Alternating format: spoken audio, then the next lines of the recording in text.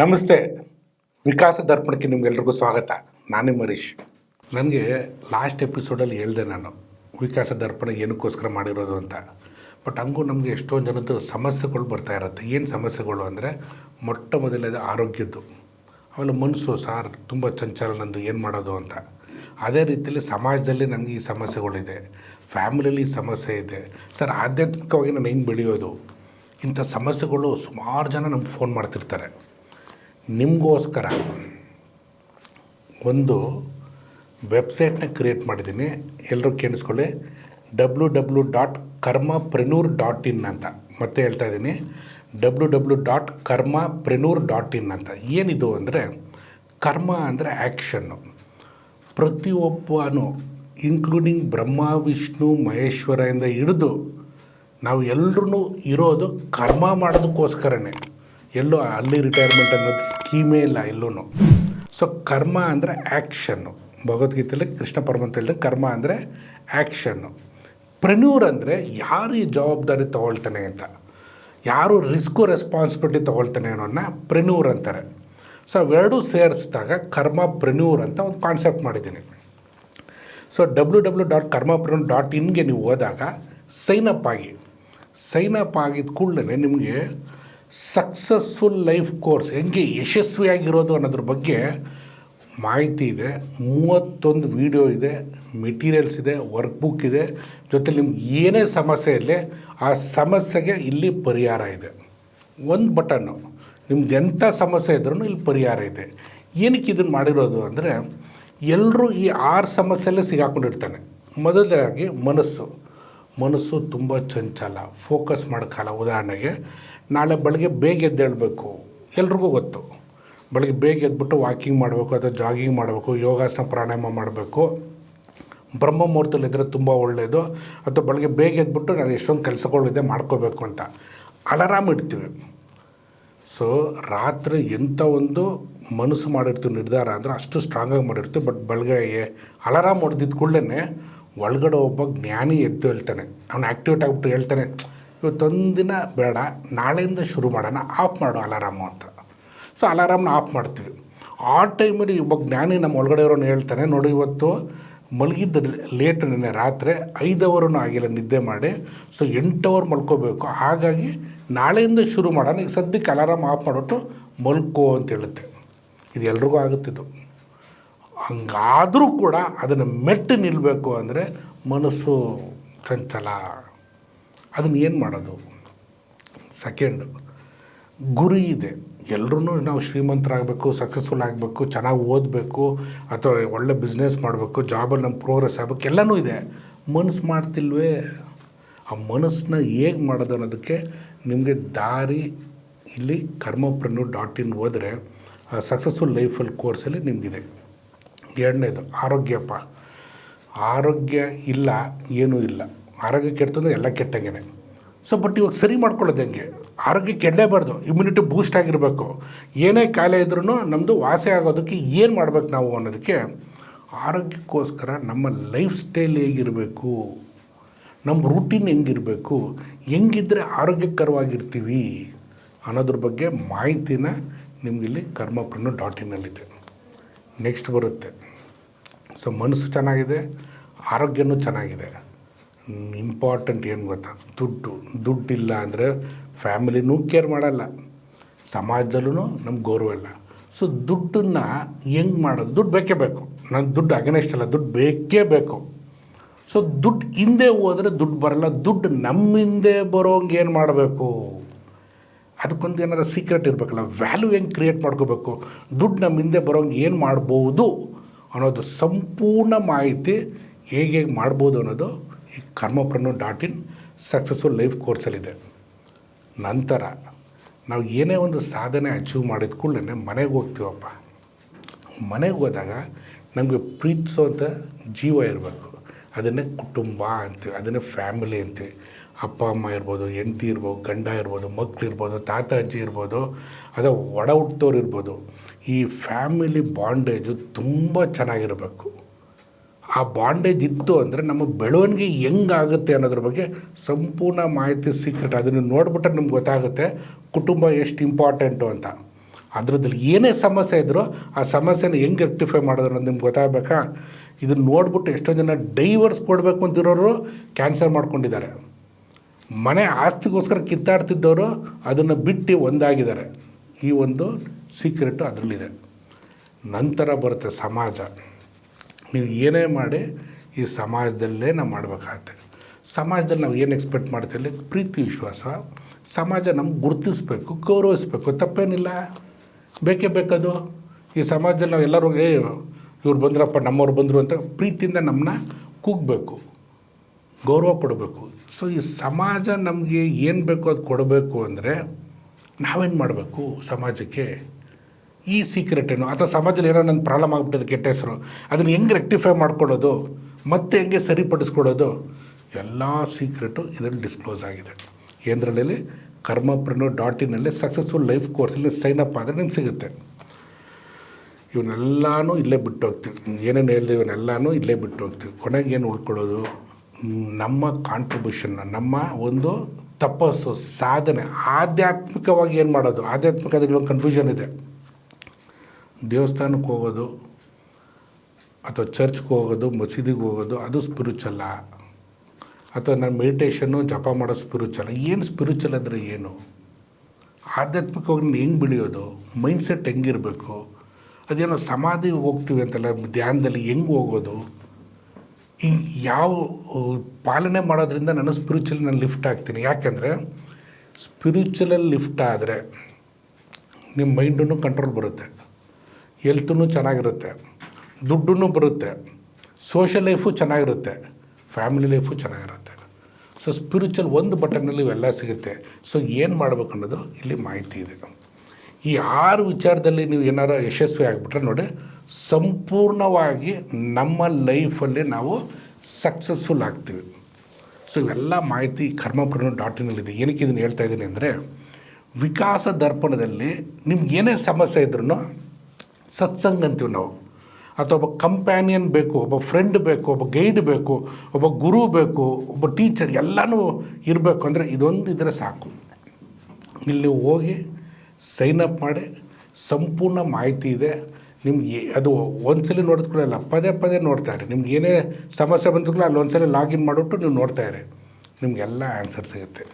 Next ಲೆವೆಲ್ಗೆ ಹೆಂಗೆ ಬೆಳೆಯೋದು ಅಂದರೆ, ನಾವು ಗುರಿ ದೊಡ್ಡದಾಗಿ ಇಟ್ಕೋಬೇಕು. ಸಣ್ಣ ಪುಟ್ಟ ಗುರಿ ಇಟ್ಕೋಬೇಡಿ. ಗುರಿ ದೊಡ್ಡದಾಗಿತ್ತು ಅಂದರೆ ನಾವು ದೊಡ್ಡ ಲೆವೆಲ್ಗೆ ನಾವು ಅಚೀವ್ ಮಾಡ್ತೀವಿ. ಯಾಕಂದರೆ ಒಂದೇ ಒಂದು ಲೈಫ್ ಇರೋದ್ರಿ. ನೆಕ್ಸ್ಟ್ ಜನ್ಮ ಇರೋದು ನಮ್ಗೆ ಗೊತ್ತಿಲ್ಲ, ಪುನರ್ಜನ್ಮ ಅವೆಲ್ಲ ನಮ್ಗೆ ಗೊತ್ತಿಲ್ಲ. ಗೊತ್ತಿರೋ ಮಾತಾಡೋದು ಬೇಡ. ಇವಾಗ ನರಕ, ಸ್ವರ್ಗ, ಮೋಕ್ಷ, ಮುಕ್ತಿ ನಾವು ನೋಡಿದ್ದೀವ, ನೋಡಿಲ್ದೇ ಇರೋದು ನಾವು ಮಾತಾಡೋದು ಬೇಡ. ಇಲ್ಲೇ ಎಲ್ಲ ನಾವು ಅಚೀವ್ ಮಾಡಬೇಕು. ಈ ಕ್ಷಣದಲ್ಲೇ ನಾವು ಅಚೀವ್ ಮಾಡಬೇಕು. ಅದನ್ನು ಮಾಡಬೇಕು ಅಂದರೆ ನಮ್ಮ ಒಂದು ಕಂಫರ್ಟ್ ಝೋನಿಂದ ಹೊರಗಡೆ ಬರಬೇಕು. ಸ್ಟ್ರಗಲೇ ಲೈಫ್ ಆಗಬೇಕು. ನಿಮಗೆ ನೀವು ಸ್ವಲ್ಪ ಕಠೋರ ಆಗಬೇಕು. ಮನಸ್ಸಿಗೆ, ದೇಹಕ್ಕೆ ನೆಮ್ಮದಿ ಕೊಡಬೇಡಿ. ಯಾಕೆ ಅಂತ ಹೇಳ್ತೀನಿ. ಇವೆರಡೂ ನೆಮ್ಮದಿ ಸಿಕ್ಬಿಟ್ರೆ ಅಥವಾ ಕ್ಷಣಿಕ ಸುಖಗಳು ಸಿಕ್ಬಿಟ್ರೆ ಏನಾಗುತ್ತೆ ಅಂದರೆ ಉದ್ಧಾರ ಆಗಲ್ಲ. ತಪ್ಪು ತಿಳ್ಕೊಬೇಡಿ. ಸಂದರ್ಭದಲ್ಲಿ ಎಕ್ಸಾಂಪಲ್ ಕೊಡ್ತೀನಿ ಅಂತ. ಸಂಜೆ ಆಗಿದ ಕೂಡಲೇ ನೀವು ಬಾರ್ ಆ್ಯಂಡ್ ರೆಸ್ಟೋರೆಂಟಲ್ಲಿ, ಕ್ಲಬ್ಗಳಲ್ಲಿ ನೋಡಿ, ಆ ಟೈಮಲ್ಲಿ ಜ್ಞಾನಿ ಯೋಗಿಗಳು ಹೆಂಗೆ ಆ್ಯಕ್ಟಿವೇಟ್ ಆಗ್ತಾರೆ ಅಂದರೆ, ಒಳಗಡೆ ಪರಮಾತ್ಮ ಸೇರಿದ ಕೂಡಲೇ ನೆಕ್ಸ್ಟ್ ಡೇ ಮಾರ್ನಿಂಗ್ ಅವ್ರ ಪರಿಸ್ಥಿತಿ ಹೆಂಗಿರುತ್ತೆ ಗೊತ್ತಾ? ಅಧೋಗತಿ ಇರುತ್ತೆ. ಯಾವುದೂ ಒಳ್ಳೆಯದಲ್ಲ ಅದು. ಈ ಜ್ಞಾನನ ಅಲ್ಲೇ ಆ್ಯಕ್ಟಿವೇಟ್ ಆಗೋ ಬದಲು ಫುಲ್ ಡೇ ಆ್ಯಕ್ಟಿವೇಟ್ ಆಗಬೇಕು ಅಂದರೆ ಶರೀರಕ್ಕೆ ಆ ವಿಷಾನ ಕೊಡ್ಕೋಬೇಡಿ. ಏನು ಸಂಜೆ ತೊಗೊಳ್ತಿರಲ್ಲ ಟಾನಿಕ್, ಅಂಥ ವಿಷಾನ ಕೊಡಬೇಡಿ. ಅಮೃತನ ಕೊಡಿ. ಎಂಥ ಅಮೃತ? ನಾಮಸ್ಮರಣೆ, ಜಪದಿಂದ ಆಗುತ್ತೆ, ಧ್ಯಾನದಿಂದ ಆಗುತ್ತೆ. ಮತ್ತು ನೀವು ಸೇವನೆ ಮಾಡ್ತಿರಲ್ಲ, ನೀರಿದೆ ನೋಡಿ, ವೆರಿ ವೆರಿ ಇಂಪಾರ್ಟೆಂಟು. ಅದನ್ನು ತೀರ್ಥಂಗೆ ಸ್ವೀಕರಿಸಿ. ನೀರನ್ನು ಪ್ರಸಾದ ಅಂತ ಇರುತ್ತಲ್ಲ, ನೀವು ಏನೇ ಊಟ ಮಾಡುವಾಗ್ಲೂ ಅದನ್ನು ನೀವು ಊಟ ಅಂತ ತಿನ್ನೋ ಬದಲಾಗಿ ಪ್ರಸಾದ ಅಂತ ಸ್ವೀಕರಿಸಿ. ಯಾಕೆ ಅಂತ ಹೇಳ್ತೀನಿ. ಈ ತೀರ್ಥ, ಪ್ರಸಾದ ಮತ್ತು ಒಳ್ಳೆ ಚಿಂತನೆ, ಆಲೋಚನೆಗಳು ಇತ್ತು ಅಂದರೆ ನೀವು ಇರೋ ಕಡೆನೇ ಎಲ್ಲನೂ ಬರ್ತೈತೆ. ಸಂಬಂಧಗಳು ಸರಿ ಹೋಗುತ್ತೆ, ಕೋರ್ಟಲ್ಲಿ ಕೇಸ್ಗಳು ಸಾಲ್ವ್ ಆಗುತ್ತೆ, ಡಿಸ್ಪ್ಯೂಟ್ಗಳು ಸಾಲ್ವ್ ಆಗುತ್ತೆ. ಹೆಂಗಾಗುತ್ತೆ ಅದು ಈಗಲೂ ಗೊತ್ತಿಲ್ಲ. ಇದನ್ನು ಯಾರು ಅಳವಡಿಸ್ತಾರೆ ಅವ್ರಿಗೆ ಮಾತ್ರ ಅದು ಗೊತ್ತಿರುತ್ತೆ. ನೀವು ಅದನ್ನು ಪ್ರೂವ್ ಮಾಡಿ ಸೈಂಟಿಫಿಕ್ ಆಗಿ ಅಂದರೆ ರಿಸರ್ಚ್ ಮಾಡಿ ನಮ್ಮ ಟೈಮಲ್ಲಿ. ಯಾಕಂದರೆ ನಮ್ಮ ಹಿಂದೆ ಋಷಿಮುನಿಗಳು ಏನು ಹೇಳಿದ್ರು ಅದನ್ನು ಮಾತ್ರ ನಾವು ಪಾಲಿಸ್ತೀವಿ. ನಾರದ ಮುನಿಗೆ ಇದು ಮಹಾಭಾರತದಲ್ಲಿ ಸಿಗುತ್ತೆ. ಯಾರೋ ಕೇಳಿದ್ರು, ನಿಮ್ಮ ಮೇಲ್ಗಡೆ ಹೋಗ್ತಿಲ್ಲಪ್ಪ, ನಮ್ಮ ಭೂಮಿ ಹೆಂಗೆ ಕಾಣಿಸುತ್ತೆ ಅಂತ. ಅವತ್ತಿನ ದಿನ ನಾರದ ಮುನಿಗಳು ಏನು ಹೇಳಿದ್ರೋ ಅದೇ ಟೈಪು ಭೂಮಿ ಕಾಣಿಸುತ್ತೆ. ಅದು ಏನು ಅನ್ನೋದು ಗೂಗಲಲ್ಲಿ ಸರ್ಚ್ ಮಾಡಿ, ನಾನು ಇವಾಗ ಹೇಳಲ್ಲ. ಯಾಕೆ ಹೇಳಲ್ಲ? ಇಲ್ಲಿ ಎಲ್ಲನೂ ಸ್ಪೂನ್ ಫೀಡಿಂಗ್ ಆಗಬಾರ್ದು.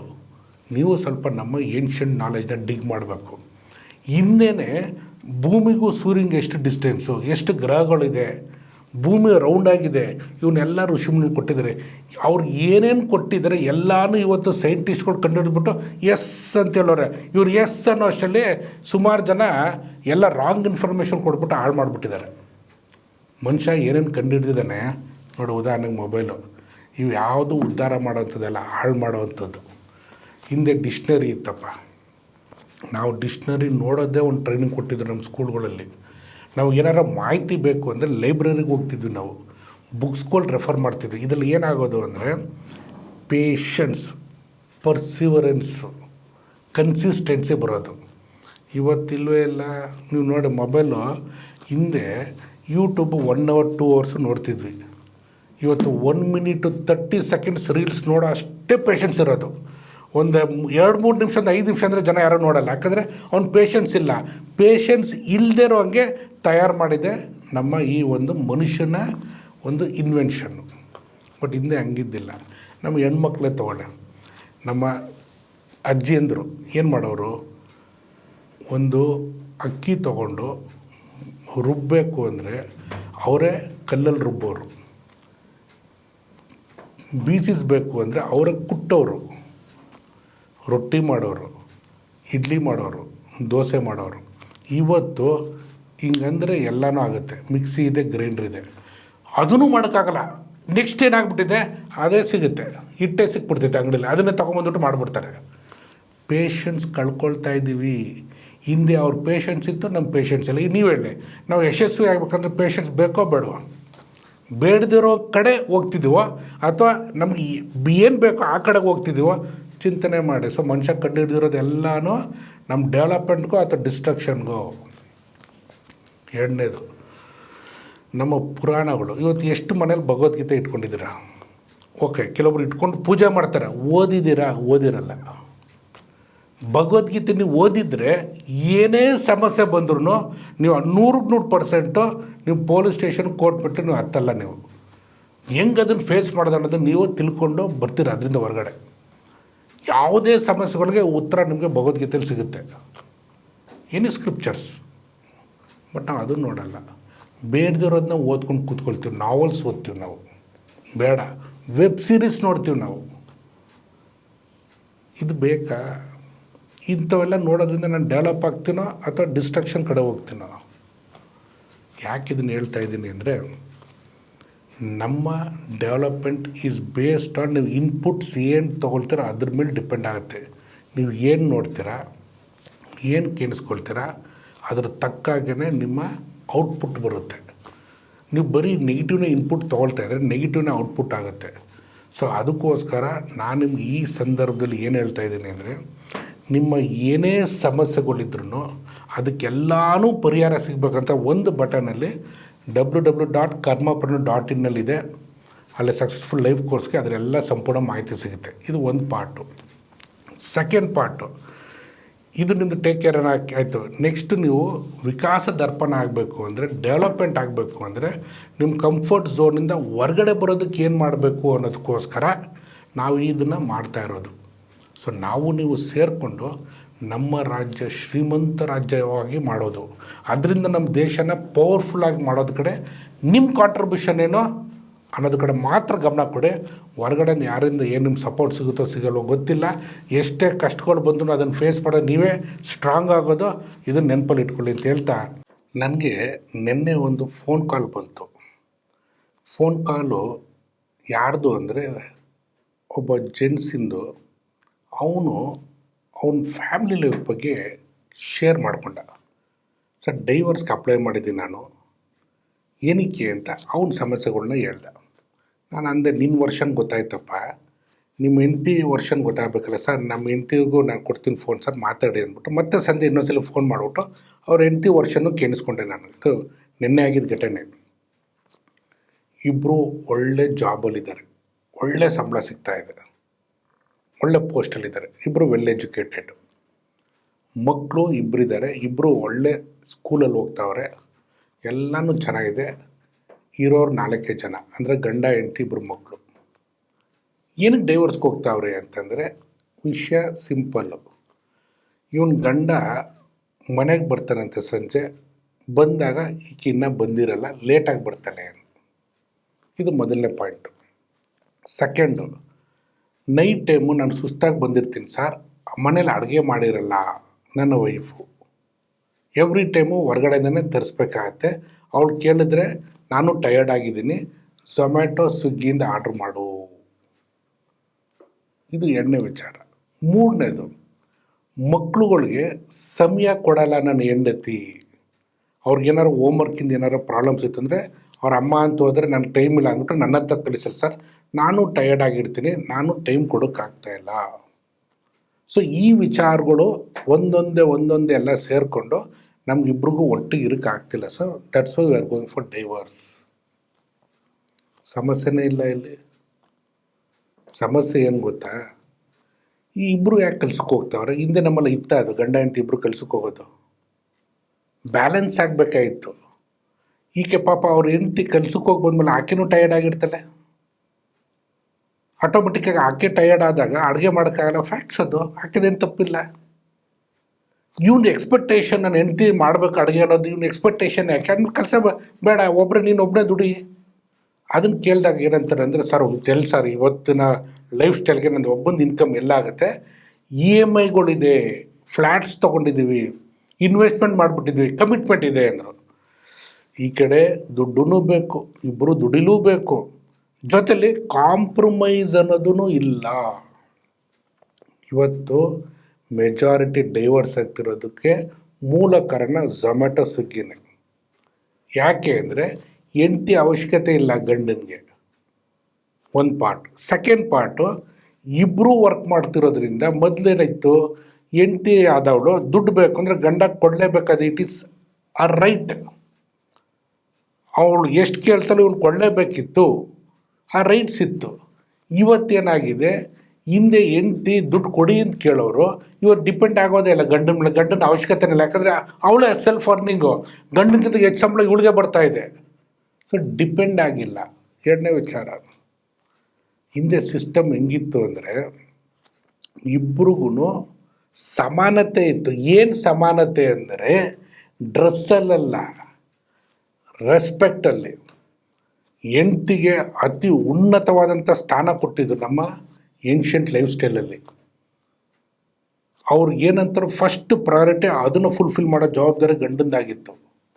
ಇವತ್ತು ಹಂಗಾಗ್ತಿಲ್ಲ. ಸಮಾನತೆ ಅಂದರೆ ಅದು ಥಿಂಕಿಂಗ್ ಪ್ಯಾಟರ್ನೇ ರಾಂಗ್ ಆಗ್ಬಿಟ್ಟೈತೆ.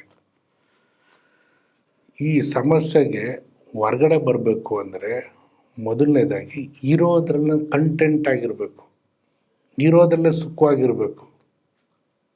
ನಮಗೇನಾಗುತ್ತೆ, ಆಸೆಗಳು ಜಾಸ್ತಿ, ಅದು ಬರೋ ಫ್ಯೂಚರ್ ಬಗ್ಗೆ ಥಿಂಕಿಂಗು. ಏನು ಫ್ಯೂಚರು ಅಂದರೆ ಇನ್ವೆಸ್ಟ್ಮೆಂಟ್ಗಳು, ಇನ್ಶೂರೆನ್ಸ್ ಇರ್ಬೋದು, ಮ್ಯೂಚುವಲ್ ಫಂಡ್ ಇರ್ಬೋದು, ಶೇರ್ಸ್ ಇರ್ಬೋದು. ಏನಕ್ಕಂದರೆ ಫ್ಯೂಚರ್ ಚೆನ್ನಾಗಿರ್ಬೇಕು. ಸರ್ ಫ್ಯೂಚರ್ ಇರಲಿ, ಈಗ ಸದ್ಯಕ್ಕೆ ಚೆನ್ನಾಗಿದ್ದೀರಾ? At what cost? ಇಬ್ಬರು ಕಳ್ಸಕ್ಕೆ ಹೋಗಿ ದುಡ್ದು ಆಮೇಲೆ ಮಕ್ಕಳಿಗೆ ಹೈಟೆಕ್ ಸ್ಕೂಲಲ್ಲಿ ಸೇರಿಸ್ತಾವ್ರೆ. ಹೈಟೆಕ್ ಅಂದರೆ ಏನಲ್ಲೇ ಲೋ ಟೆಕ್ ಅದು. ಯಾಕೆ ಅಂದರೆ ಅಲ್ಲಿ ಕಲ್ಚರ್ ಹೇಳ್ಕೊಡಲ್ಲ, ನಮ್ಮ ಕಲ್ಚರ್ ಇರೋದೇ ಇಲ್ಲ ಅಲ್ಲಿ. ಅವ್ರ ಥಿಂಕಿಂಗ್ ಪ್ಯಾಟರ್ನ್ ಬೇರೆ. ಹೆಂಗೆ ಅಂದರೆ ಹೇಳ್ತಾ ಇದ್ದೀನಿ ನಾನು, ಈಗ ರಜಾ ಬಂತಪ್ಪ, ನಾವು ಅಜ್ಜಿ ಮನೆಗೆ ಹೋಗೋಣ ಅಂತಿದ್ವಿ, ತಾತನ ಮನೆಗೆ ಹೋಗೋಣ, ಇಲ್ಲ ಅಂದರೆ ದೇವಸ್ಥಾನಕ್ಕೆ ಹೋಗೋಣ ಅಂತಿತ್ತು. ಇವತ್ತು ಹೈಟೆಕ್ ಸ್ಕೂಲಲ್ಲಿ ಏನಾಗಿದೆ ಅಂದರೆ ರಜಾ ಬಂದಿದ್ಕೂಲ I am going to Switzerland, we are going for a club, we are going for a weekend resort. ಎಲ್ಲಿ ಬರುತ್ತೆ ಕಲ್ಚರು? ತಾತ ಅಜ್ಜಿನ ಡಿಸ್ಕನೆಕ್ಟ್ ಮಾಡಿಬಿಟ್ಟಿದ್ದೀವಿ ನಾವು. ಈ ಒಂದು ವಾತಾವರಣದಲ್ಲಿ ಮಕ್ಳಿಗೆ ನಾವು ಏನು ಕೊಡೋಕ್ಕೆ ಹೋಗ್ತಾ ಇದ್ದೀವಿ? ಮುಂದೆ ಅವರು ನಿಮ್ಮನ್ನು ನೋಡ್ಕೊಳ್ತಾರ? ಅವ್ರ ಲೈಫ್ನ ಲೀಡ್ ಮಾಡ್ತಾರೆ. ಯಾಕಂದರೆ ನೀವು ನಿಮ್ಮ ಅಪ್ಪ ಅಮ್ಮನ ಬಿಟ್ಬಿಟ್ಟು ನೀವು ಇಂಡಿಪೆಂಡೆಂಟಾಗಿ ಬೆಂಗಳೂರು ಬಂದುಬಿಟ್ಟಿದ್ದೀರಾ, ತಂದೆ ತಾಯಿ ನೋಡ್ಕೊಳಕ್ಕಾಗಲ್ಲ ಅಂತ ಬಂದಿದ್ದೀರಾ ನೀವು.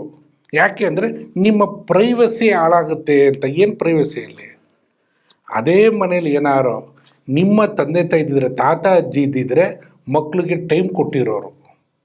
ತಾತ ಅಜ್ಜಿ ಇದ್ದಿದ್ರೆ ಎಸ್ ಟಿಫನ್ನು ಮತ್ತು ಅಡುಗೆ ಅವರು ರೆಡಿ ಮಾಡಿರೋರು, ಎಲ್ಲ ನೋಡ್ಕೊಂಡಿರೋರು ಮನೆ. ನಿಮಗೆ ಈ ಕಡೆ ತಂದೆ ತಾಯಿನೂ ಬೇಡ, ನಿಮ್ಮ ಪ್ರೈವಸಿ ಬೇಕು, ಜೊತೆಯಲ್ಲಿ ನಿಮ್ಗೆ ಏನು ಬೇಕೋ ಕೊಡಬೇಕು. ನಿಮ್ಮ ಹೆಂಡ್ತಿಂದ ಎಕ್ಸ್ಪೆಕ್ಟ್ ಮಾಡ್ತೀರಾ, ನಿಮ್ಮ ಹೆಂಡ್ತಿಗೆ ಏನು ಬೇಕೋ ನೀವು ಗಂಡನಿಂದ ಎಕ್ಸ್ಪೆಕ್ಟ್ ಮಾಡ್ತೀರಾ. ಹೆಂಗಾಗುತ್ತದು? ಅದಕ್ಕೆ ನಮ್ಮಲ್ಲಿ ಏನು ಗೊತ್ತಾ, ಅಡ್ಜಸ್ಟ್ಮೆಂಟ್ ಅಂತಿತ್ತು. ಇರೋದೆಲ್ಲ ಸುಖವಾಗಿರಬೇಕಿತ್ತು, ಆನಂದವಾಗಿತ್ತು. ಮೊದಲು ಈ ಜಾಯಿಂಟ್ ಫ್ಯಾಮಿಲಿ ಅಂತೀವಲ್ಲ, ಜಾಯಿಂಟ್ ಫ್ಯಾಮಿಲಿಯಲ್ಲಿ ಎಲ್ಲರೂ ಶೇರ್ ಮಾಡ್ಕೊಳ್ಳೋದ್ರಿಂದ ನಮ್ಗೆ ಗೊತ್ತಾಗ್ತಿದ್ದಿಲ್ಲ ಏನೇನು ಜವಾಬ್ದಾರಿ ಇದೆ ಎಲ್ಲನೂ ಅವ್ರವ್ರು ನೋಡ್ಕೊಳ್ಳೋದ್ರಿಂದ ನಮ್ಮ ಲೈಫು ತುಂಬ ಸ್ಮೂತಾಗಿ ರನ್ ಆಗ್ತೀವಿ. ಜಾಯಿಂಟ್ ಫ್ಯಾಮಿಲಿನೇ ಇಲ್ಲ. ಸೊ ಯಾಕೆ ಇದನ್ನು ಹೇಳ್ತಾ ಇದ್ದೀನಿ ಅಂದರೆ, ಆ ಫೋನ್ ಕಾಲ್ನ ಅವ್ರಿಗೆ ನಿನ್ನೆ ಮಾತಾಡಿ ಕೊನೆಗೆ ಅವ್ರಿಗೆ ಕೌನ್ಸಿಲಿಂಗ್ ಮಾಡಿಬಿಟ್ಟು finally they said yes it is our mistake, ನಾವು ರೆಕ್ಟಿಫೈ ಮಾಡ್ಕೊಳ್ತೀವಿ. ನಾನಂದೆ you take your own time, rectify it. ಇನ್ನೂ ಮತ್ತೇನಾರು ಪ್ರಾಬ್ಲಮ್ ಆಯಿತು ಅಂದರೆ ನಮ್ಮ ಆಫೀಸ್ ಬನ್ನಿ, ಮೀಟ್ ಮಾಡೋಣ ಅಂತಂದೆ ನಾನು. ಯಾಕೆ ಅಂದರೆ ಇವರಿಬ್ಬರೂ ಚೆನ್ನಾಗಿತ್ತು ಅಂದರೆ ಮಕ್ಕಳು ಚೆನ್ನಾಗಿರ್ತಾರೆ ರೀ. ಮಕ್ಕಳೇ ನಮ್ಮ ಫ್ಯೂಚರ್ ಅಲ್ವಾ, ನಮ್ಮ ದೇಶನ ನೆಕ್ಸ್ಟ್ ಲೆವೆಲ್ ತೊಗೊಂಡೋದಾರೆ ನಮ್ಮ ಮಕ್ಕಳೇ. ಅವ್ರ ಕಲ್ಚರ್ ಏನು ಕೊಡ್ಬೇಕು ನಾವು ಆ ಮಕ್ಳಿಗೆ? ಪಾಪ ರಾಮಕೃಷ್ಣ ಅಂದರೆ ಏನೂ ಅಂತ ಗೊತ್ತಿಲ್ಲ. ಅವ್ರದ್ದು ಎಲ್ಲ ಇದು ಅವೆಂಜರ್ಸು ಎಲ್ಲ ವೆಸ್ಟರ್ನ್ ಥಿಂಕಿಂಗ್ ಸ್ಟೈಲು. ವೆಸ್ಟರ್ನ್ ಅವರು ನಮ್ಮ ಇಂಡಿಯನ್ ಸ್ಟೈಲ್ ತೊಗೊಂಡು ಹೋಗ್ತಾವ್ರೆ, ನಾವು ಅವ್ರದ್ದು ಕಲಿತಾ ಇದ್ದೀವಿ. ಇವನು ಅವೆಂಜರ್ಸಲ್ಲಿ ಅಲ್ಲಿ ಏನೇನು ಕ್ಯಾರೆಕ್ಟರ್ಗಳು ನೋಡ್ತೀವಲ್ಲ, ಅದ್ರ ಅಪ್ಪನಂಥ ಕ್ಯಾರೆಕ್ಟರ್ ನಮ್ಮ ಮಹಾಭಾರತದಲ್ಲಿದೆ, ನಮ್ಮ ರಾಮಾಯಣದಲ್ಲಿದೆ. ಇದನ್ನು ಬಿಟ್ಬಿಟ್ಟು ನಾವು ಅದನ್ನು ಇಲ್ಲದೆ ಇರೋದನ್ನು ಚಿಂತನೆ ಮಾಡ್ತಾಯಿದ್ದೀವಿ, ಇರೋದನ್ನು ಬಿಟ್ಬಿಟ್ಟಿದ್ದೀವಿ ನಾವು. ಯಾರು ತಪ್ಪದು? ನಮ್ಮ ತಪ್ಪೇನೆ. ಇಸ್ಕಾನು ಎಂಥ ರೆವಲ್ಯೂಷನ್ ಅದು! ಏನು ಇಸ್ಕಾನಲ್ಲಿ ಕೃಷ್ಣ ಪ್ರತಿಯೊಂದು ಮನೆಗೂ ರೀಚ್ ಆಯಿತು ಎಂಟೈರ್ ವರ್ಲ್ಡಲ್ಲಿ. ಯಾಕೆಂದರೆ ಒಬ್ಬ ವ್ಯಕ್ತಿ ಪ್ರಭುಪಾದರು ಅದನ್ನು ಸ್ಪ್ರೆಡ್ ಮಾಡಿದ್ರು. ಇದನ್ನು ಯಾಕೆ ಹೇಳ್ತಾ ಇದ್ದೀನಿ ಅಂದರೆ, ದಯಮಾಡಿ ಏನೇ ಕಾನ್ಫ್ಲಿಕ್ಟ್ ಇದ್ರೂ ಅದು ಸಾಲ್ವ್ ಆಗುತ್ತೆ. ಏನು ಕಲಿಬೇಕು ನಾವು ಅಂದರೆ ಸ್ವಲ್ಪ ಅಡ್ಜಸ್ಟ್ಮೆಂಟ್ಸು, ಕ್ಷಮಿಸಬೇಕು, ಮರಿಬೇಕು. ಅವಾಗ ನೋಡಿ ಲೈಫ್ ತುಂಬ ಚೆನ್ನಾಗಿರುತ್ತೆ. ಇಷ್ಟನ್ನು ಹೇಳ್ತಾ ಈ ವಿಕಾಸ ದರ್ಪಣಕ್ಕೆ ತಾವೆಲ್ಲರೂ ವೀಕ್ಷಿಸ್ತಿರೋದ್ರಿಂದ ನಂಗೆ ಭಾರಿ ಖುಷಿ ಆಗ್ತಿದೆ. ನಮಸ್ಕಾರಗಳು.